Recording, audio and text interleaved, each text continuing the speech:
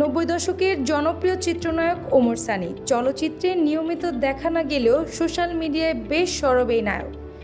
বিভিন্ন বিষয়ে নিজের মতামত প্রকাশ করতে এই মাধ্যমকে ব্যবহার করেন। এবার সয়াবিন তেলের সংকট নিয়ে কথা বললেন ওমর সানি।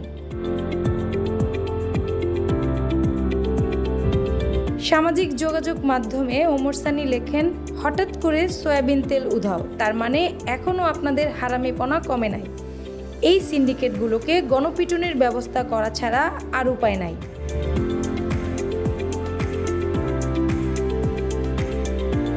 সিন্ডিকেট করে যারা দ্রব্যমূল্য বৃদ্ধি করেন তাদের উদ্দেশ্যে ওমর সানি বলেন, দয়া করে সিন্ডিকেট করে দ্রব্যমূল্য বৃদ্ধি করবেন না।